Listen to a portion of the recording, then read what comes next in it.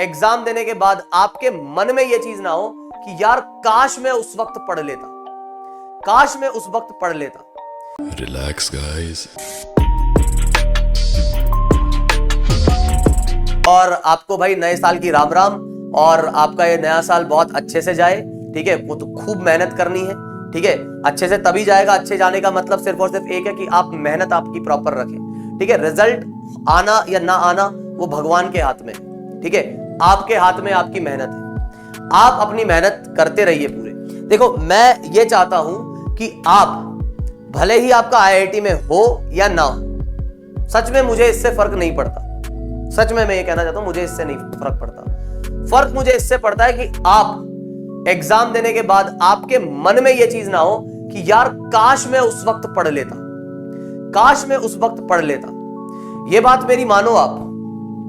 ये जो काश वाली चीज होती है ना कि काश मैं ये कर लेता तो शायद आज मैं किसी और जगह होता, तो बेटर है कि वो काश बोलने की जगह आप वो चीज ट्राई करके देख लो। क्या पता तब भी आपका नहीं हो, लेकिन ये काश बोल के आप पछताओगे नहीं। तो पछतावे से बेहतर होता है ना करके पछताने से बेहतर क्या है, करके पछताना। ये ध्यान रखना। मतलब हो सकता है कि बहुत बच्चे मेहनत भी करें और शायद उनका आईआईटी ना निकल पाए, भगवान ने उनके लिए कुछ और अच्छा सोच रखा होगा ना, क्योंकि आईआईटी ऐसा नहीं कि यही जिंदगी है ना।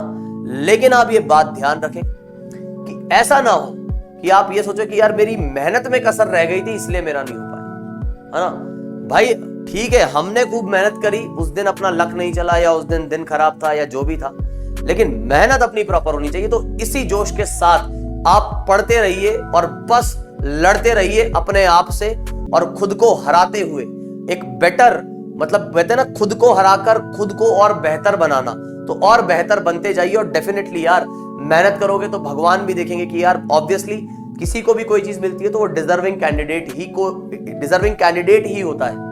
और बाय चांस अगर किसी अनडिजर्विंग कैंडिडेट को कुछ मिल जाता है तो वो संभाल नहीं पाता है।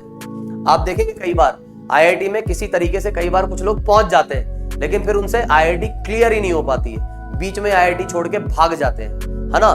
तो ये बात ध्यान रखना, जब तक आप डिजर्विंग कैंडिडेट नहीं बनोगे तब तक आप उस चीज को संभाल भी नहीं पाओगे। ठीक है, तो मेहनत करके खुद को डिजर्विंग बनाओ।